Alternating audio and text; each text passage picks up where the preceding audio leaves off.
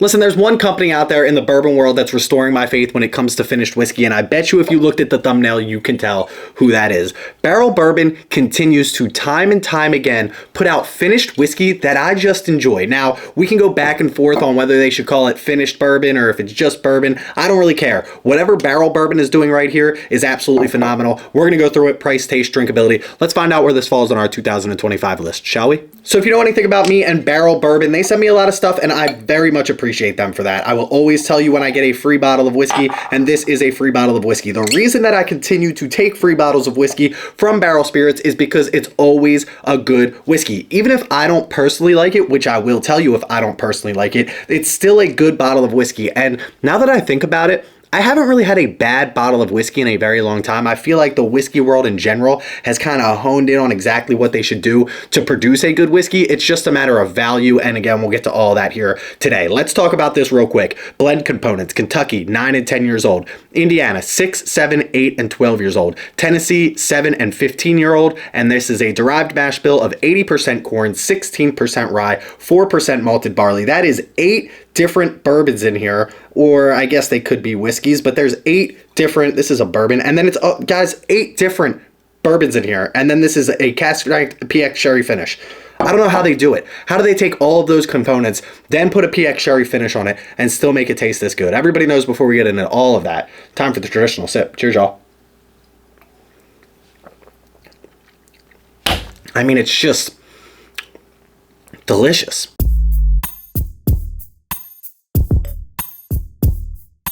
By the way, this is a blend of straight bourbon whiskeys. I was just saying, sometimes with the Tennessee whiskey in there and, all the rules with that, it could be a Tennessee whiskey, it could be a bourbon, but this is a blend of straight bourbon whiskeys. So this is aged 6 years, but again, we talked about everything on those before. And then this is 115.52 proof. They send you the one sheeter, guys. It's just like the transparency, the good whiskey, the age statements, telling you where it's coming from, all of that, tasting notes, market trends, P.X. sherry finishes on this. It's just so much good that you could talk about when it comes to barrel craft spirits, and this is just another shining example of that. And as you know, we always start with drinkability on these, and at 115.52 proof, I think it is a phenomenal drinkability when it comes to this whiskey, but stick around for taste because I think that's where this bottle truly shines. 115.52 proof, I don't think it's like crazy under that. I think it does give you a little bit of spice. I think it tones it down because of that finish on there, but I wouldn't tell you it was 115 proof. Again, if you blinded this, I might say like what, 109, 110 at most, but that's still pretty damn good. Yeah, I mean, max, I would say this is 110. This is my first glass of whiskey for the night, so it does drink a little bit hotter if this was my third or fourth glass, which obviously would drink a lot less than this, but 110 at most, I would still probably say like 109. We give it a 7.0 if it drinks right at its proof. I'm going to go like, I don't quite want to touch the 8s because I usually save that for something that's like 130 that drinks 120 or like 135 that drinks 120. So at 115 proof, you're not expecting it, especially if you're drinking cask strength whiskey all the time. You're not expecting it to be super hot, but there have been other whiskeys at this proof that drink hotter than they should. So I'm going to keep that in mind as well. Let's go right below an 8. I'm going to go like 7.87 when it comes to drinkability on this. I think that's a fair spot for it. Nothing crazy, but at the end of the day, still 5, 6 proof points lower. And I gotta tell you, when it comes to tasting notes, Barrell might take the cake when it comes to them. I've seen some amazing tasting notes, and I'll be the first person to tell you that I don't really care what it says. We're gonna tell you what it says because somebody wrote this, whether it was AI Jenner. I feel like at this point, people are just like, how can I make the most ridiculous tasting notes? But Barrell, I mean, somebody's tasting these, right? Somebody with a palate better than mine is tasting these. Electric on the tip of the tongue, full body with coating numbness within the cheeks, smoked Madagascar vanilla, warm pound cake, and buttercream, spicy baked pears with star anise, freshly cracked black pepper. Now, I do get some of those tasting notes. I don't know if I would have specifically called out pear if it wasn't in here, but there is like that sweetness of like, I don't know, I used to eat something when I was younger. I feel like it was more like baked cinnamon apples that I used to eat when I was younger, but that's like kind of the feeling that I'm getting this. The spiciness with that cinnamon mixed with that sweetness of like a warm spicy baked apple or like baked pear. That I do kind of get on here. Pound cake, maybe like with some sweetness. The freshly cracked black pepper for sure. I mean, smoked Madagascar vanilla, maybe. I don't know if I've ever had that. I feel like I would have to smoke some Madagascar vanilla. Like, I don't know. That one's crazy to me. Now, the craziest part for me is the P.X. Sherry is something that I've kind of grown into a little bit. Obviously, everybody starts out on whiskey, right? They're drinking your 80 proof stuff. Then you move into some cask strength stuff. Then maybe you find a finish or two that you like. P.X. Sherry wasn't one of those for me, but it says right here, Pedro Ximénez, or P.X., is a dessert wine from Spain. And I feel like as I've moved more towards into loving that sweetness in bourbon, the more that you can bring that out and that desserty wine, right? That dried fruit, that candied fruit coming out of that P.X. Sherry cask is really gonna give me something that I truly love. The best part about this one is it's not overdone. I've had plenty of finished whiskeys that are just overdone. It's just all you get is the finish, and that's not what I love. There's a few that can do it right. If you do it with something like orange flavor for me, if there's like a very predominant orange flavor, it doesn't turn me off. But I can understand that something that like is too overwhelming, people don't like that. I feel like this kind of hints at the P.X. Sherry finish. I feel like it's not in your face, and that's what I truly love about this. Again, taste on this one is, for me personally, just where I think this bottle truly shines. We already talked about drinkability. We're about to talk about price. One more sip, and I'll give you a score when it comes to taste. Now, the only knock, only because I do like trying to find like a balance in my content here. I just don't want to hype up every single thing that I talk about when it comes to barrel craft spirits, although often that's all I really have to talk about.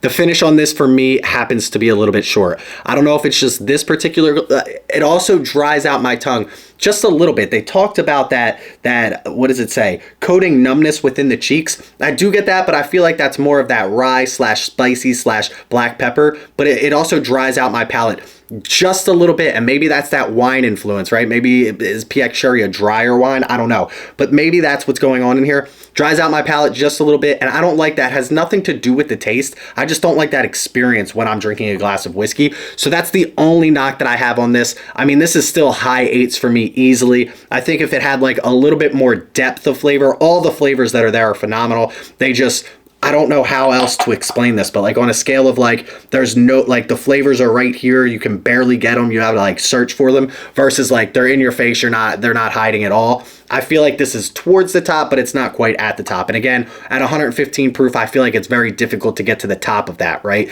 That's that cask strength, high proof, 130 plus proof stuff that you're really getting at that. So for 115 proof, I think it's capped out right at the top of where it should be. So again, I think I'm gonna give this a really good score. We're gonna go high 8s on this. I gotta go like 8.84 when it comes to taste on this. I think it really is that good, especially for my palate and what I enjoy.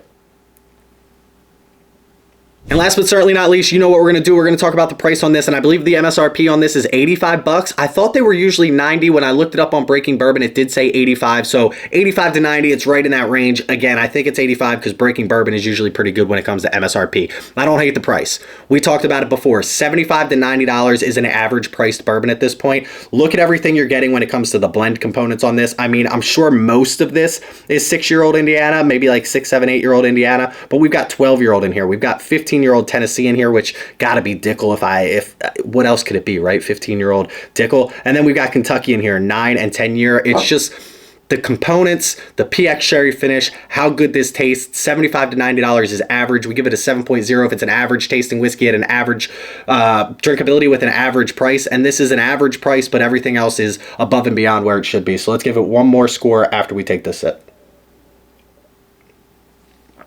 I don't hate it at $85. I'm always honest with you guys. I get a lot of whiskey sent to me. I get a lot of whiskey that I buy myself. I don't always like to buy whiskey that I've already had or that I've already tried. I'm not the type to like bunker stuff. I don't need 13 bottles of the same bottle. I have too much to drink already. Very, very few times will I tell you that I'm going to go out and buy myself a personal bottle of what I'm experiencing for free, because it's like I already got to experience it. Why would I go out and buy another one? This is one that I would like to have on my shelves. This is one that I could see being a summer sipper at 115 proof because it's got such easy drinkability. I could see myself on a crisp fall night drinking this by a fire. I like this bottle a lot. So again, whatever it means to you, I will go out and spend my hard-earned money on this bottle again at $85. So whatever whatever that tells you is what it tells you. I'm gonna go again. I gotta go high 8s again on this. Maybe like right below where we put it on taste. I don't love the price as much as I love the taste because I would love it for free, which I did get it for free, but that's not the point. The point is this is like an 8.72 when it comes to price on this bottle. 8.72 feels like a fair spot. But listen, while I had these scores up, we had to do it, right? I found the only other P.X. sherry that I have in here, which a lot of people have probably heard of. This is finally on store shelves here in Pennsylvania, and this is Derringer by Rabbit Hole. This is a P.X. sherry cask finish. We're going to try this. The only difference is this is 115 proof and this is 93 proof, so we're not going to mix this up and do a blind or anything, but I'm just going to real quick compare these and see which one I like better. Cheers, y'all.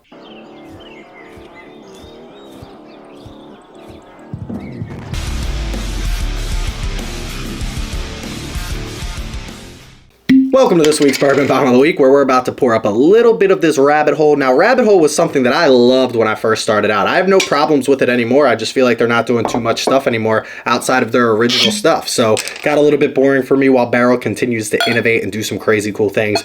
Rabbit Hole has some great whiskey out there. I'm curious which one of these I'm going to like better. I think at 115 proof, this isn't going to be very fair, but I do like this Rabbit Hole Derringer, so let's try these out. Oh, you can already tell by the color right here. But everybody knows before we get started, traditional sip, we're going to start with the Rabbit Hole. Cheers, y'all. So I just mentioned this about this particular bottle. I don't think this is overwhelming when it comes to the P.X. sherry, but it's definitely more of an influence when it comes to that P.X. sherry. So if you're looking for something that's like deeper in that sherry flavor, you can definitely tell that immediately off this glass compared to this glass. This glass is a little bit, I don't know if balanced is the word, because maybe this is what they're going for on this. Like, obviously, if you're going to do a finish, you want to show off that finish. So I don't hate either one of these in that sense. Like, some people will be mad, like, why did I buy a P.X. sherry finish if I don't really get that much of a P.X. sherry influence? While this one is telling you this is a P.X. sherry finish, and trust me, we're going to tell you all about it in each one of these sips. This feels like a wine. Like this sips, this is like, it feels like I poured a little bit of wine into this glass here. It's super desserty, it's super sweet. There's not a lot of spice on this. This one over here though, I mean, we've been sipping it all night. It has that super sweet desserty flavor, but it's not that winey flavor. I don't really get as much of the grape and the dried fruit as much as I get that sweetness and that spiciness from that. What do we have in here? 16% rye. You know, looking back on this, now that I think about it, I think this is a terrible comparison. Is this not a wheated whiskey? I'm pretty sure that the secondary grain in this particular one is wheat, which is obviously going to make this a lot sweeter than this one being a little bit spicier with that 18% rye. Don't quote me on that. I would have to look it up. I'm just pulling off the memory bank here, but I think this is a wheated whiskey.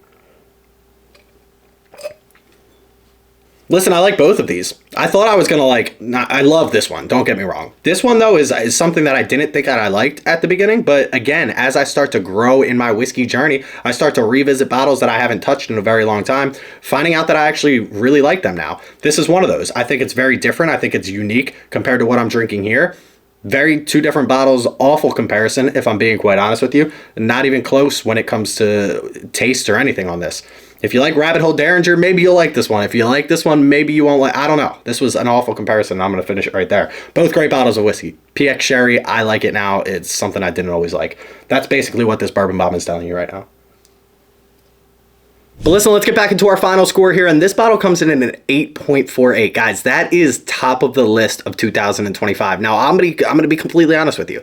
I haven't tried a lot of 2025 releases. I've gotten bored of trying the Elijah Craig barrel proofs. I've gotten bored of chasing all, like, if I have an opportunity to get one, trust me, for your sake, for my sake, I'm gonna go out and get one of whatever these special releases are, but I'm not going out of my way anymore. I've never spent secondary value on it, so I'm just kind of waiting for these bottles to fall in my lap, and maybe that will happen here later in 2025, especially in Pennsylvania, and we'll start to see what really climbs up the board. But this one kind of blows everything else out of the water for me right now. This is a very good bottle of whiskey. I sent a few of these samples out to some of my top tier Patreons. Check out our Patreon page, that link in the description below. We do a lot of fun stuff where if I'm getting free bottles, I want everybody to try along with me. So make sure you go out, check out that Patreon page so you can try bottles like this. I gotta tell you, phenomenal bottle. Barrell Craft Spirits does it again. I don't know how they continue to do it, but P.X. sherry, something I'm not usually enjoying. I enjoy this one right here.